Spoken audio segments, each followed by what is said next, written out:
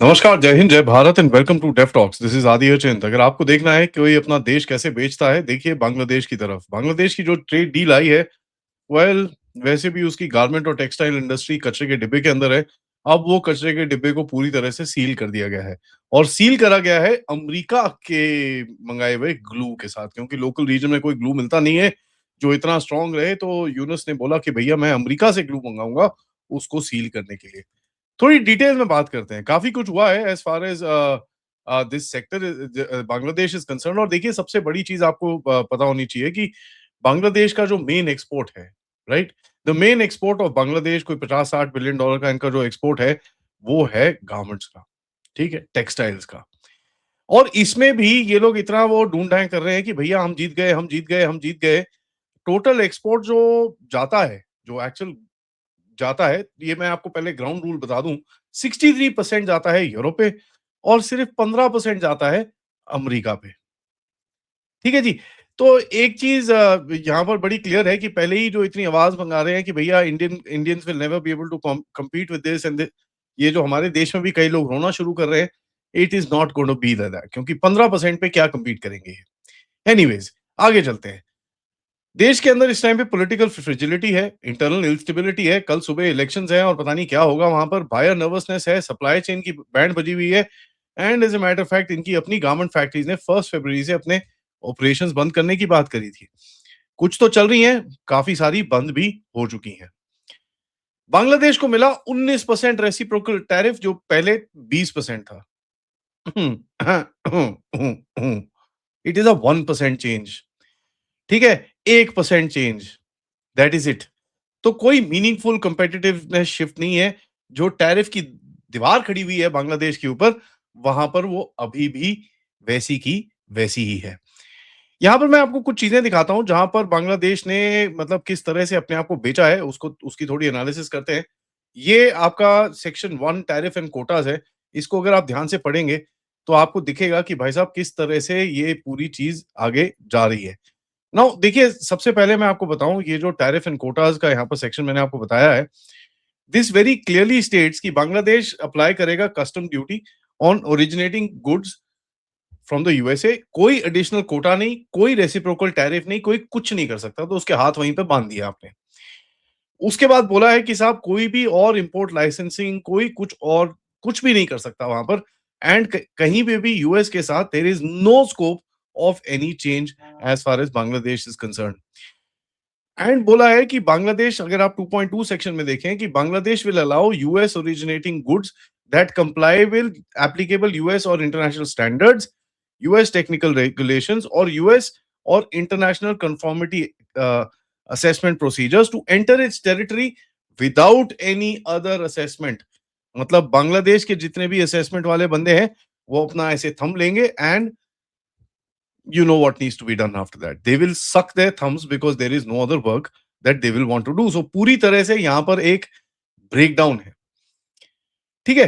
तो ये आपको एक एक बड़ी क्लियरली चीज समझ में आनी चाहिए, क्योंकि इट इज प्रीटी बैड।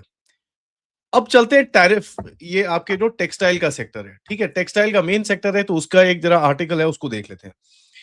कहते हैं भाई, America commits to establish a mechanism that will follow for certain textile apparels good for Bangladesh to receive a 0% reciprocal line। अब 0%, और बाप रे बाप, ये क्या है? अगली लाइन पढ़िए। Mechanism will provide to be a specified volume of apparel and textile imports from Bangladesh that can enter US at this tariff rate. Volume shall be determined in relation to the quantity of exports of textiles. That means US produced cotton fiber and man-made fiber, which is उसका input होना चाहिए। इसका मतलब क्या है? मतलब बड़ा simple है कि साहब देखो, ऐसा है, आप मैं ये सॉरी आपको मैं डॉक्यूमेंट ये दिखा देता हूँ। इसका मतलब ये है कि भाई यूएस में जो चीज़ बनी है, जो फाइबर बना है, जो कॉटन बना है, उसी की चीज़ों को आप मँगा के, रिप्रोसेस करके, उसको टेक्सटाइल बना के अगर आप भेजेंगे, तो आपको 0% टैरिफ लगेगा। नाउ इसको थोड़ा-सा ध्यान से हमको देखना चाहिए। देखिए 0% टैरिफ का मतलब क्या है? कि आप पहले यहां पर मंगाओ, ठीक है जी? बांग्लादेश में मंगाओ अमेरिका से, उसका मतलब उसके अंदर ट्रांसपोर्टेशन कॉस्ट आ गया, ठीक है जी।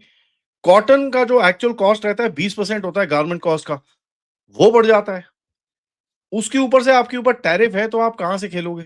अब उसने टैरिफ भी हटा दिया, बट आपको एडिशनल कॉस्ट तो लगा। How do you play that? इसके बारे में कोई जवाब देने को तैयार नहीं है। And the whole textile industry is gonna basically fall flat on this. आगे चलते हैं। ये है 3.1 3.2, जिसमें digital insuring free transfer of data across trusted borders for conduct of business. इसका मतलब क्या? मतलब बड़ा सिंपल कि साहब डेटा सॉवरेनिटी से आप हाथ धो के बैठे हो, ठीक है। देयर इज नो क्वेश्चन कि भाई कहीं ना कहीं आप डेटा लोकलाइजेशन की बात कर लो, डेटा को बांग्लादेश में रख लो, कोई चांस नहीं है। एवरी बांग्लादेशी का shirt size, pant size, underwear size, sock size, everything will be there with the Americans. ये नहीं कि फ्यूचर में कुछ कर सकते हैं, कहीं पे भी कुछ नहीं है।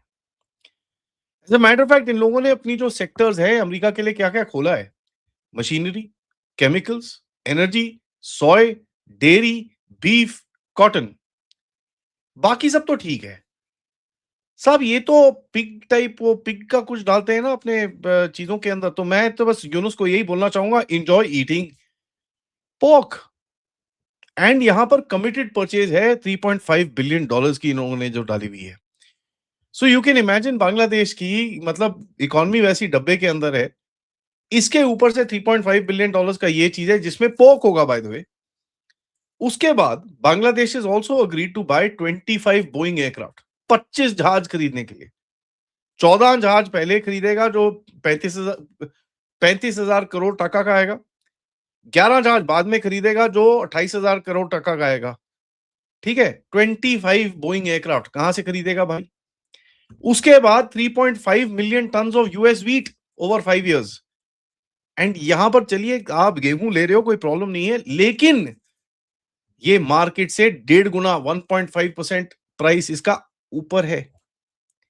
एलएनजी कहां से ले रहे हो? मिडल ईस्ट से नहीं साहब, अमेरिका से ले रहे हो सीधा, ठीक है। एंड अमेरिका से जब आप एलएनजी लेते हैं, it is above the market price, क्योंकि देखिए अमेरिका जिसको लेपता है ना, फिर वो अच्छे से लेपता है।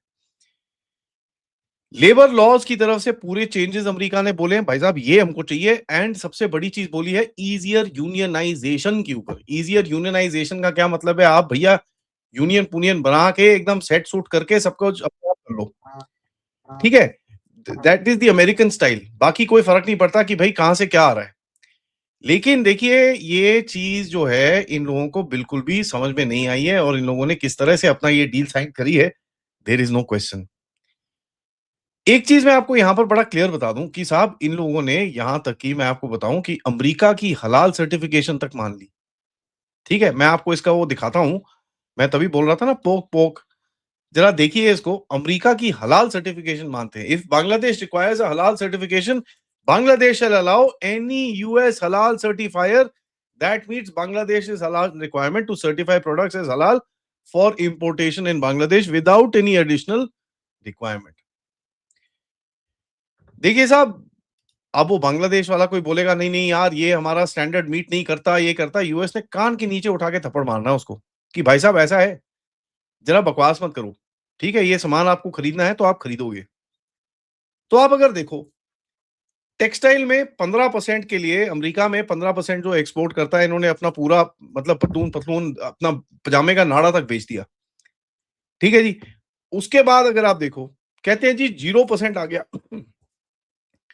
0% के लिए इनको कॉटन अमेरिका से मंगानी पड़ती है, ठीक है। ये कोई फ्री एक्सेस नहीं है साहब, it is called supply chain capture.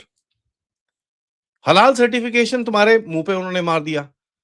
तुमको पोक फेड चीजों का आपको भेज रहे हैं सामान, वो खाओगे तुम।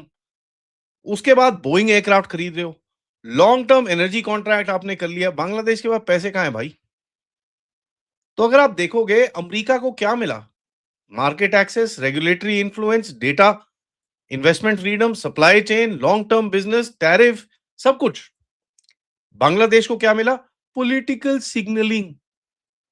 इसके आगे कुछ नहीं मिला साहब। And it is very very simple, घंटा।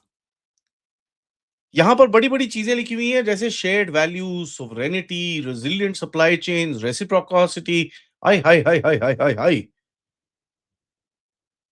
लेकिन भाई साहब रियलिटी तो ऐसी है कि sovereignty is just a headline क्योंकि Bangladesh has sold itself to the devil. Bangladesh एक भी चीज़ पे कहीं पे भी क्वालिटी कंट्रोल नहीं कर सकता साहब। कोई भी इंपोर्ट लाइसेंसिंग नहीं कर सकता, कोई क्वालिटी कंट्रोल नहीं कर सकता, कोई कुछ नहीं कर सकता।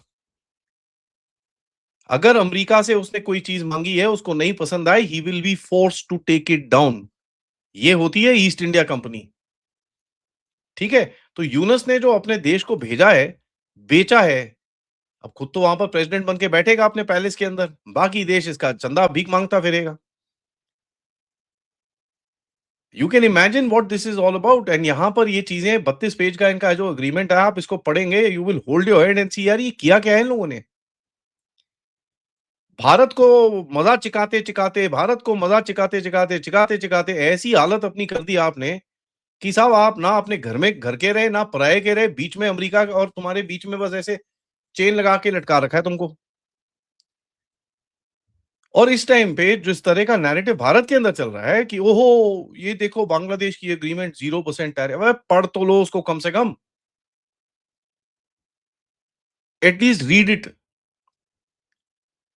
There is I mean see at the end of it we must understand कि साहब बांग्लादेश के पास लेवरेजिंग पावर क्या है? What does Bangladesh have? जी पोर्ट है। ओ यार पोर्ट तो पहले ही दे रखा था उसने। सेंट मार्टिन आइलैंड तो पहले ही दे रखा है उसने। अब क्या लेवरेजिंग पावर बाकी है? क्या तुम उसको बोलोगे अमेरिका को सेंट मार्टिन आइलैंड से निकल जाओ? I don't think Yunus will wake up the next day. क्या करेंगे ये लोग आगे जाके अगर आप देखें इन्होंने अपनी सॉवरेनिटी, अपनी रिलिजियस बिलीफ्स, अपना पूरा टेक्सटाइल इंडस्ट्री एंड यहां तक कि बाकी पूरी इंडस्ट्री खोल के अमेरिका के सामने रख दी है कि साहब बचाओ किसी तरह से हमको आप हमको अपनी छत्र छाया पे रखो ताकि हम थोड़ा सा सर्वाइव कर सके। This is really amazing and you know what I am so happy and so should you be. तो कमेंट बॉक्स में जरूर लिखिएगा यूनुस सोल्ड बांग्लादेश, ये चीज आपका काम है कमेंट बॉक्स में लिखने का। सो सबसे रिक्वेस्ट है वीडियो को लाइक करिए, सब्सक्राइब करिए and share this with your friends and families end of course आप लोग इस चैनल की तरफ कंट्रीब्यूट भी कर सकते हैं। QR code, PayPal, super stickers, super chats. मिलते हैं थोड़ी देर में मेजर समरपाल सिंह तूर के साथ जिनके साथ हम बात करेंगे मुन्नी बदनाम कैसे हुई।